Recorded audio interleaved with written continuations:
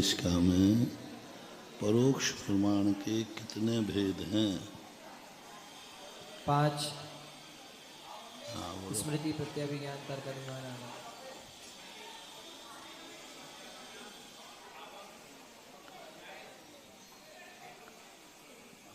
दो स्मृति प्रतिविज्ञान तर्क अनुमान और आगम, इस प्रकार से।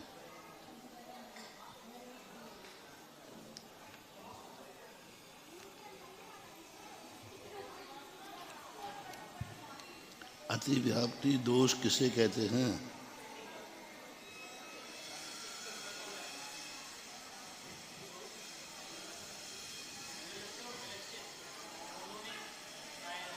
हाँ ठीक है, जो लक्ष्य और अलक्ष्य दोनों में पाया जाए उसे अतिव्याप्ति कहते हैं।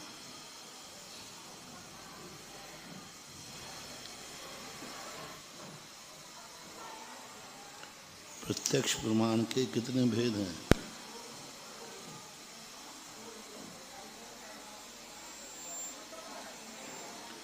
प्रत्यक्ष के कितने भेद हैं?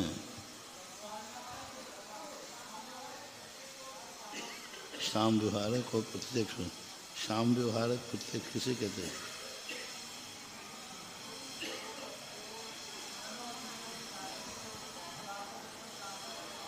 ठीक। मन और इंद्रिय की सहायता से पदार्थ को, हाँ, एक देश जरूर लगाना, क्योंकि इंद्रियां कभी संपूर्ण पदार्थ को नहीं जानती।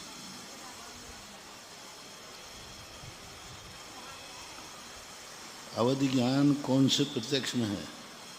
अवधि ज्ञान साम व्यवहारिक प्रत्यक्ष।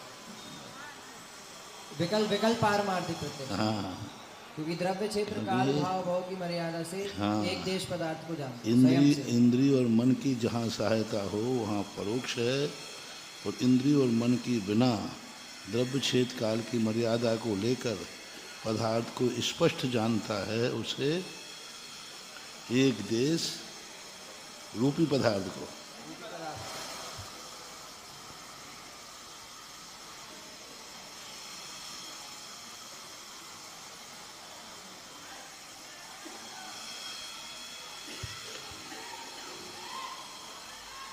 परोक्ष प्रमाण की क्या परिभाषा पंडित जी साहब ने बनाई है?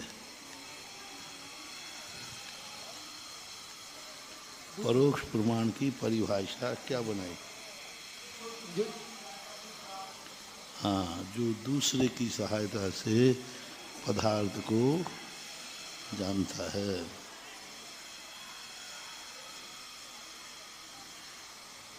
तर्क किसे कहते हैं? तर्क कहते हैं। व्याप्ति किसे कहते हैं? साधन किसे कहते हैं? साधन साध्य के बिना जो नहीं पाया जाता वही साधन है।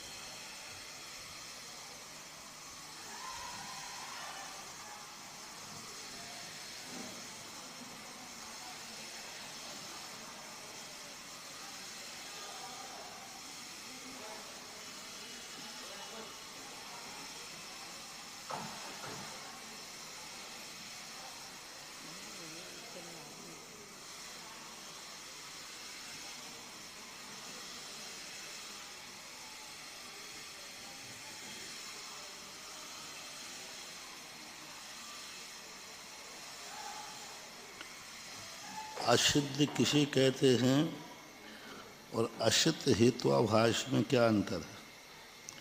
असिद्ध और असिद्ध हेत्वाभास में क्या अंतर है?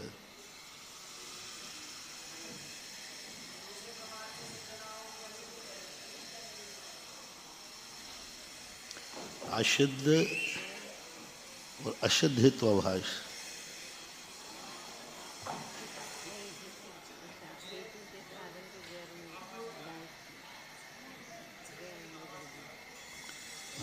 असिद्ध हेत्वाभास।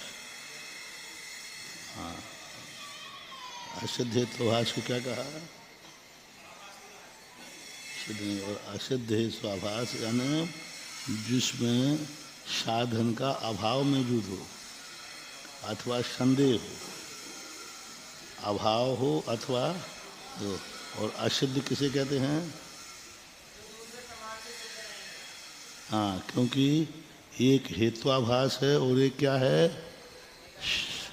एक साध्य किसे कहते हैं? इष्ट अबाधित असिद्धम। इष्ट हो, अबाधित हो और असिद्ध हो, जिसे अभी सिद्ध नहीं किया गया हो, असिद्ध है। और असिद्ध हेत्वाभास, दोनों में असिद्ध है। उसमें साध्य सिद्ध है, यहाँ साधन का अभाव है। असिद्ध हेत्वाभास यानी जिस साधन से साध्य की सिद्धि नहीं होती है उसको असिद्ध हेत्वाभास कहते हैं। अब असिद्ध हेत्वाभास और अकिंचित कर्म में क्या अंतर है? दोनों को देखना, क्योंकि एक अकिंचित कर आया था ना, असिद्ध हेत्वाभास, और एक अकिंचित कर आया था।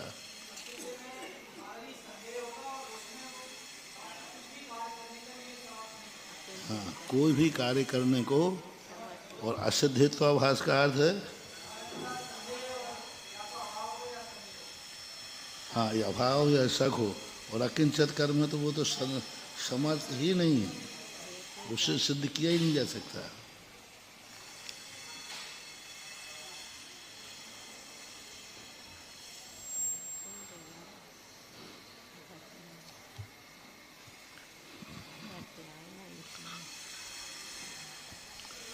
कहाँ आ गए? कौन सा नंबर था?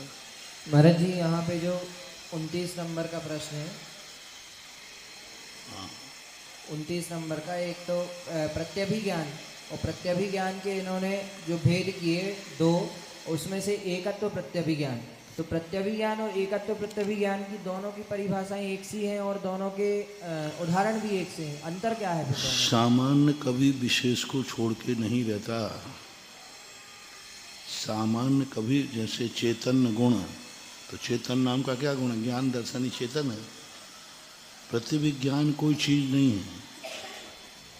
जैसे भारत, मैं कहा था ना, भारत कोई चीज़ नहीं है, लेकिन भारत है कि नहीं? लेकिन व्याप्त है। सामान्य हमेशा विशेष में व्याप्त रहता है। तो प्रतिविज्ञान की तो दो भेद हैं। यदि प्रतिविज्ञान अलग से होता तो तीन भेद हो जाते। तो प्रतिविज्ञान सामान्य स्मृति और प्रत्यक्ष के जोड़ रूप ज्ञान को प्रत्यभिज्ञान कहते हैं। जिसका जोड़ रूप ज्ञान कितने प्रकार का होता है? एकत्व, सादृश्य और विसदृश भी है। एक और बनता, हाँ, यहाँ एकत्व, सादृश्य और विसदृश, यहाँ दो ही दिए। हाँ, तो एकत्व में यह वही है, यह उसके समान है, वह उस जैसा।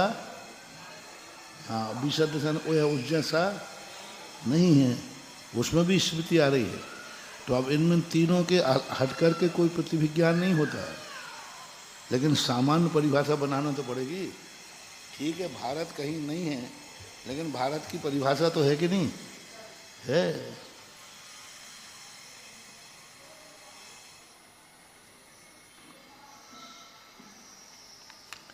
अब कौन सा आगम था? 69 पढ़ा था, 69 नंबर, पेज नंबर 13।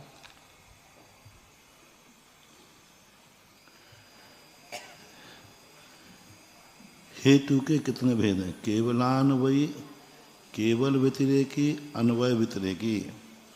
केवलान्वयी हेतु किसे कहते हैं? जिस हेतु में शिव अन्वय दृष्टांत होता है। जीव अनेकांत स्वरूप है क्योंकि सत्स्वरूप है। ये देखो केवलान्वयी है, जहाँ जहाँ सत्स्वरूप है वहाँ वहाँ अनेकांत बनेगा। जो जो सत्स्वरूप होता है वह अनेकांत स्वरूप होता है। जैसे उद्गल आदि जितने द्रव्य हैं ये सब अनेकांतमयी हैं क्योंकि सत्स्वरूप हैं। जो सत्स्वरूप नहीं है वो अनेकांतमयी भी, और जो जो अनेकांतमयी है वो सत्स्वरूप है।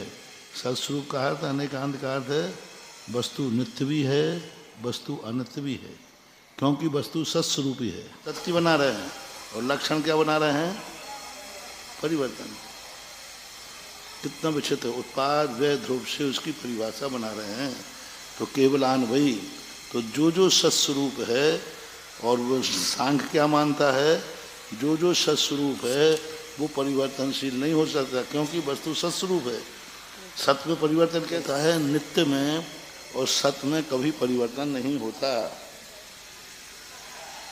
क्यों नहीं होता परिवर्तन? परिवर्तन के बिना सत्य रह ही नहीं सकता। ऐसा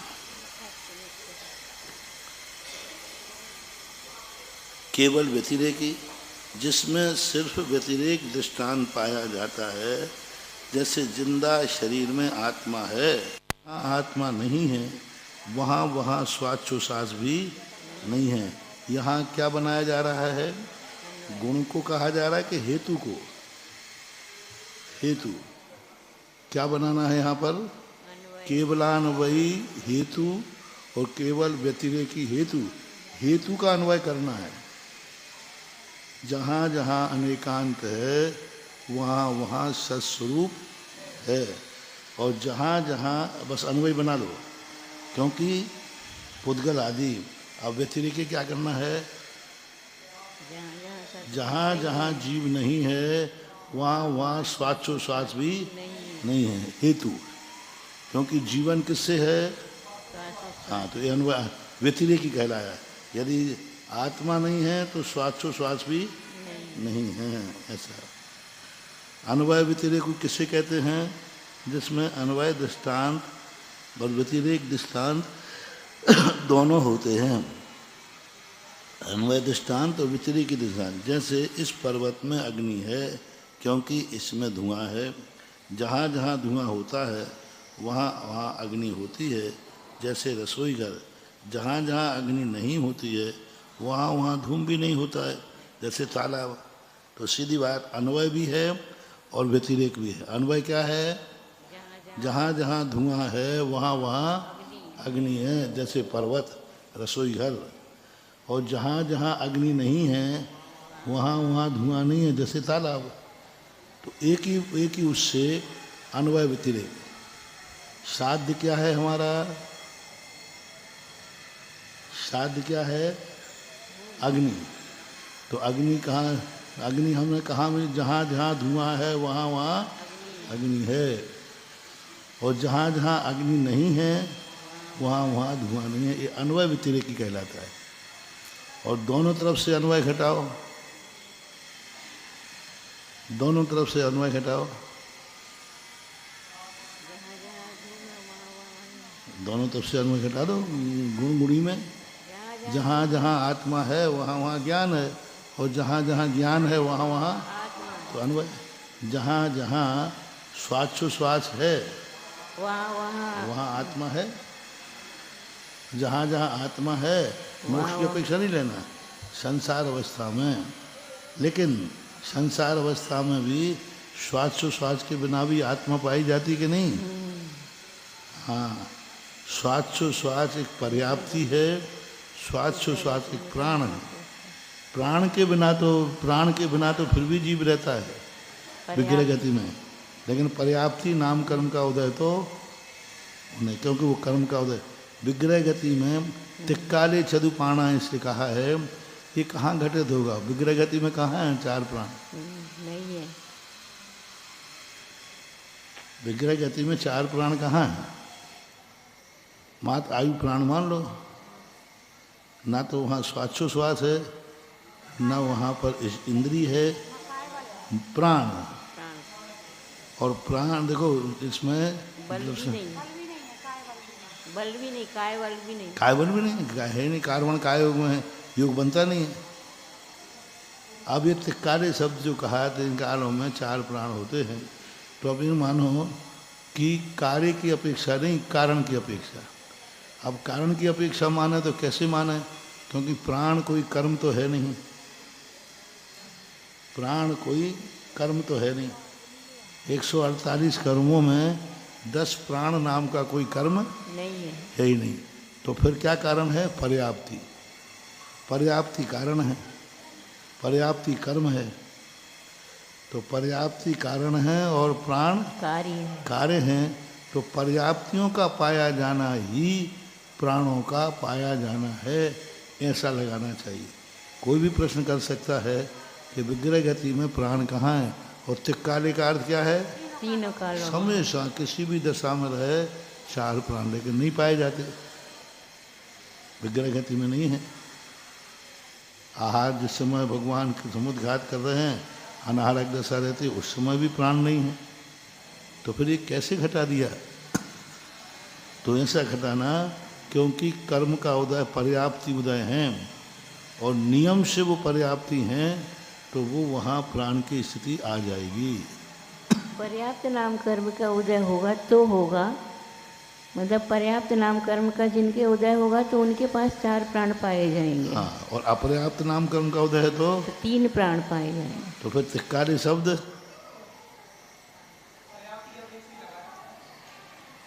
तिक्कारे शब्द कैसे लगाओगे? क्योंकि सारे निगोदिया जीवों में अपर्याप्त तक निगोदिया जीव हैं कि नहीं? जी। सभी में 1 इंद्रिय 2 इंद्रिय, पृथ्वी का है, अग्नि का है, जल का है, इनके सबके कितने भेद हैं? 2। पर्याप्त तक और अपर्याप्त तक। अपर्याप्त तक यदि कोई जीव है, उसके 4 प्राण कैसे घटाओगे? उसके तो वैसे 3 प्राण होते हैं। हर एक इंद्रिय यदि है अपर्याप्त तक तो उसके 3 प्राण होते हैं। पर्याप्त बस कारण बना लो। अभी उसका अपर्याप्त दशा में प्राण तो आ ही नहीं है, प्राण, लेकिन फिर भी उपचार से कह देते हैं, क्योंकि कोई भी जीव है कितनी पर्याप्तियों को शुरू करता है? कम से कम पर्याप्ति बताओ। आहार पर्याप्ति भर होती है और कम शरीर से कम। पर्याप्ति पूर्ण हो ही नहीं पाती उसकी। ना सही, पर पर्याप्ति कम से कम कितनी पर्याप्ति शुरू करना जरूरी है जीव को? 1 इंद्रिय की मतलब बता एक दो, इंद्रिय यदि है तो उसकी कितनी पर्याप्ति हैं? आहार, इंद्रिय, आहार, शरीर, इंद्रिय, आहार है, इंद्रिय है, शरीर और आयु, आयु पर्याप्ति नहीं, श्वासोच्छ्वास, श्वासोच्छ्वास, श्वासोच्छ्वास, श्वासोच्छ्वास, 4 पर्याप्ति। काय, एक काय है, नहीं, आहार, श्वासोच्छ्वास, शरीर, इंद्रिय, शरीर ने काय हो गए शरीर पर्याप्ति, शरीर पर्याप्ति। तो ये 4 पर्याप्तियों का उदय हर जीव के होता है। 4 पर्याप्तियों के बिना कोई जीव की शुरुआत नहीं होती। अब वो पूर्ण कर पाए या नहीं कर पाए वो बात अलग है। तो इन पर्याप्तियों की अपेक्षा से 4 प्राण कहे गए हैं। लेकिन जब आगम पढ़ते हैं 24 ठाना वगैरह, तो अपर्याप्तियों के 4 प्राण नहीं घटाए, 3 प्राण लेते। प्राण घटाए। उन्होंने कहा आयु घटा दिया मूल रूप से, और काय बल घटा दिया। आयु तो है ही, श्वासोच्छ्वास, श्वासोच्छ्वास नहीं घटा देते हैं जी, लेकिन वो बनती नहीं बात। हाँ, क्योंकि स्वाद लेगा तो सही जीव, चाहे विग्रह गति में नहीं लेता स्वाद, लेकिन वहाँ नाम कर्म का उदय होने से कारण में कार्य का उपचार है। सूक्ष्म दृष्टि से देखा जाए। महाराज जी, अपर्याप्त नाम कर्म का जिनका उदय रहता है उनको श्वासोच्छ्वास रहता है? किनका? अपर्याप्त तक जिनका नाम कर्म का उदय है, स्वाद तो लेते, बिना स्वाद कोई जीव रहते? उनको तो आहार, शरीर, इंद्रिय बस। तो स्वाद पर्याप्ति तो है उनकी, तो पूर्ण ही नहीं होना ना उनकी तो ना पर्याप्ति। नहीं पूर्ण होना, यही तो कह रहा हूँ मैं। कोई पर्याप्ति पूर्ण नहीं हो रही, फिर भी 4 प्राण घटा रहे हैं, तिक्काले चल पाना। और वहाँ स्वाद अभी पूर्ण ही नहीं हुआ। स्वाद बल कहाँ से आएगा? प्राण कहाँ से बनेंगे उसके? इंद्रिय पूर्ण नहीं हुई तो कैसे बनेगा? काय पूर्ण नहीं हुआ तो काय बल कैसे बनेगा?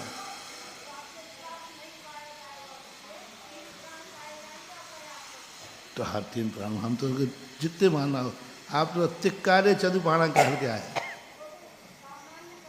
अरे सामान्य कथन विशेष से बाहर नहीं होना चाहिए। तीन प्राण वाला भी पाया गया कि नहीं? और 3 प्राण भी कहाँ है? वहाँ पर काय पूरा नहीं है, शरीर पर्याप्ति पूरी नहीं है, वहाँ एक आयु प्राण बचता है, बस कुछ नहीं है। आहार पर्याप्ति हर होती है बस।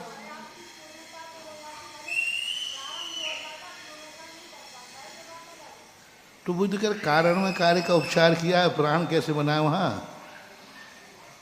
स्वाद माने कि नहीं? तो स्वाद पर्याप्ति के बिना भी कोई जीव होता है क्या?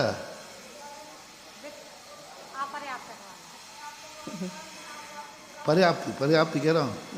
अपर्याप्त जीव कितनी पर्याप्तियां शुरू करता है?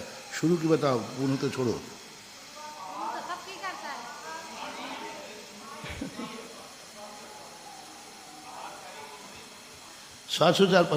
चार पर्याप्तियों के बिना कोई जीव होते ही नहीं।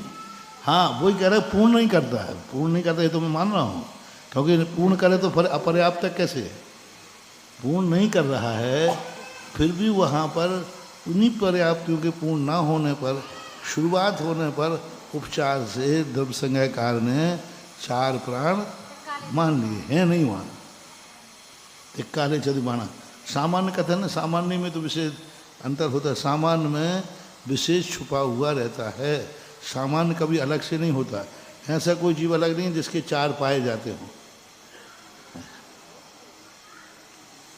और ये कहते होंगे कम से कम 4 प्राण होते हैं तो भी अपन मान लेते, लेकिन उन्होंने कहा नहीं, तीनों कालों में प्रत्येक जीव के 4 प्राण पाए जाते। टीकाकार में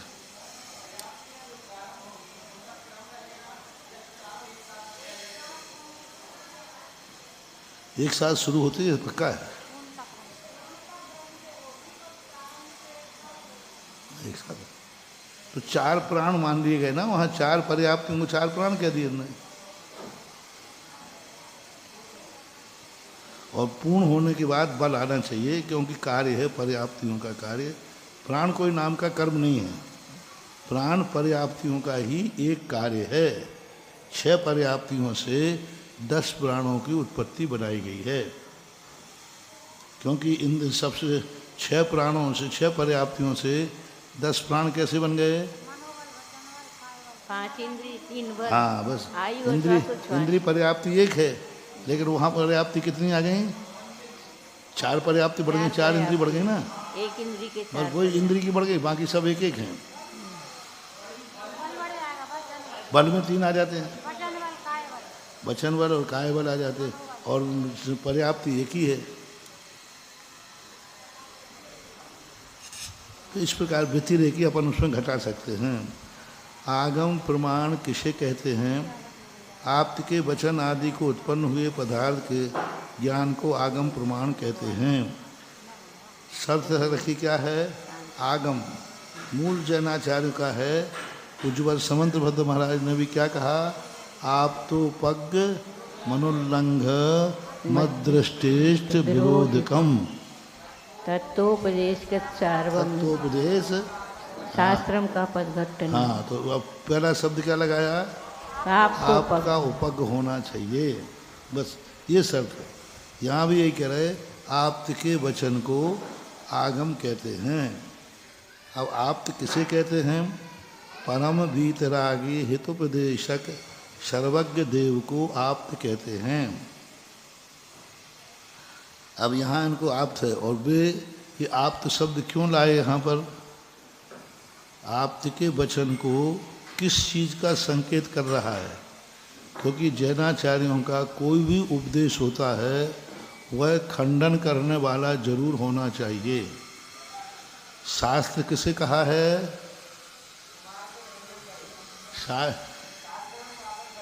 का पथ कर, पहले बोलो पहली पंक्ति।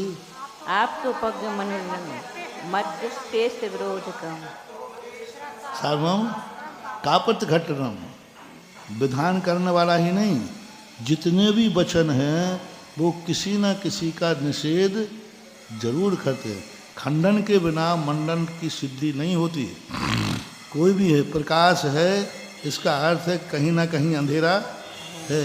एक भी शब्द बताओ जिसका कोई विरोधी नहीं होता हो।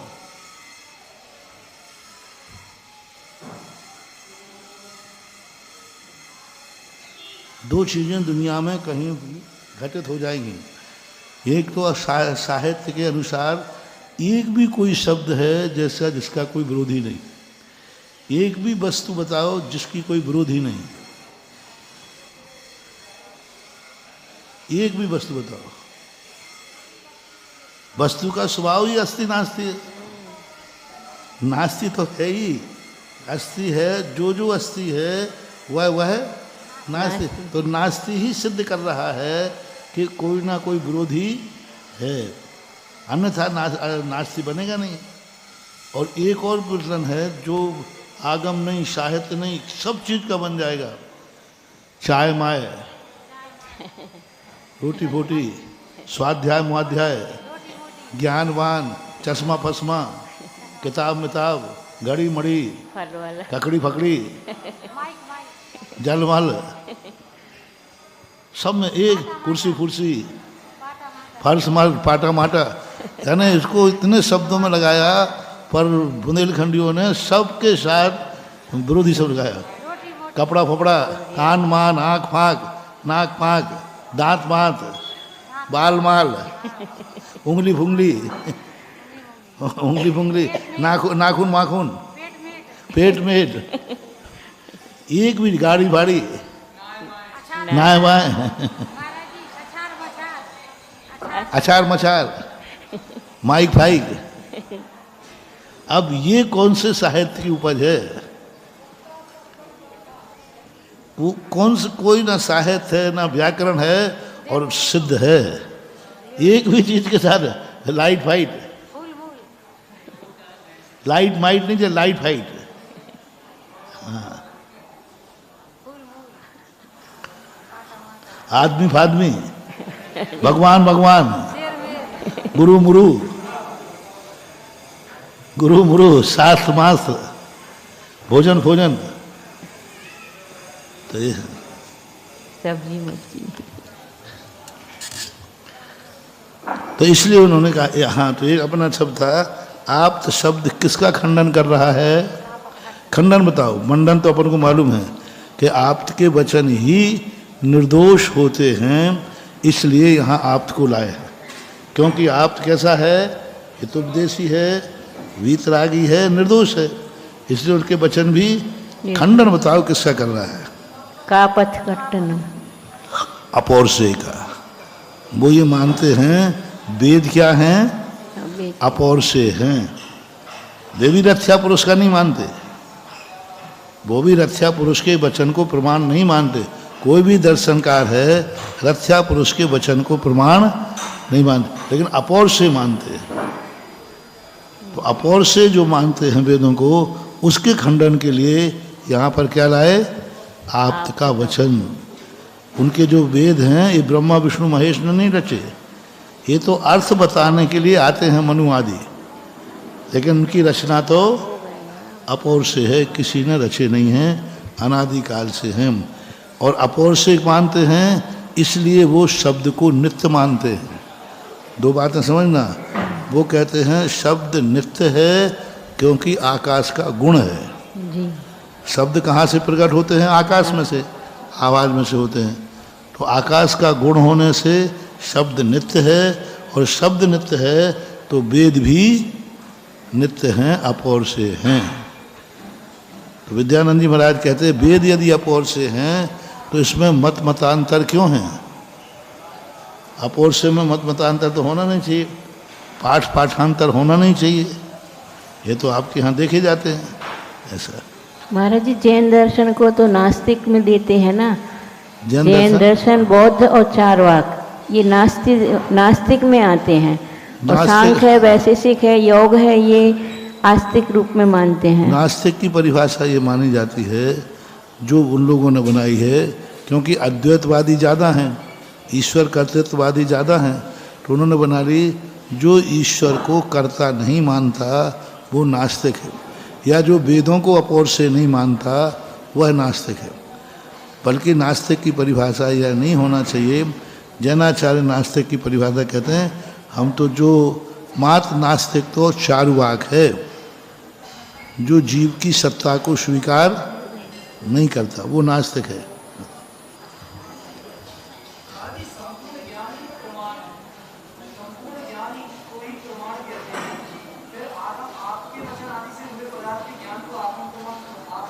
संपूर्ण पदार्थ को ज्ञान के आगम कहते हैं, ज्ञान कहते, कहाँ लिखा है, कहाँ लिखा, बता दो कहाँ है। सम्यक ज्ञानम प्रमाणम, और ज्ञान सम्यक ज्ञान, और सम्यक ज्ञान प्रमाण के कितने विध हैं, प्रत्यक्ष और परोक्ष। परोक्ष इंद्रियों और मन की सहायता से जो एक देश जानता है वो प्रमाण है कि अप्रमाण है? प्रमाण है तो एक देश तो जान रहा है। संपूर्ण ज्ञान को प्रमाण कहते हैं ऐसा नहीं, कोई भी नहीं मानता। वो अन्नमतावलंबी नहीं मानते, अन्नमतावलंबी भी नहीं मानते कि संपूर्ण ज्ञान का नाम प्रमाण है। वो भी मानते हैं कि प्रमाण एक देश भी होता है, क्योंकि जो जितना जान रहा है उतना सच्चा जान रहा है, उस क्षेत्र में तो वो प्रमाणिक है। क्षेत्र शेष को नहीं जान रहा, बात अलग है। इसलिए सच्चे ज्ञान को प्रमाण कहते हैं, ना कि अधूरे ज्ञान को, पूर्ण ज्ञान को प्रमाण कहते हैं। ये परिभाषा नहीं बनाना।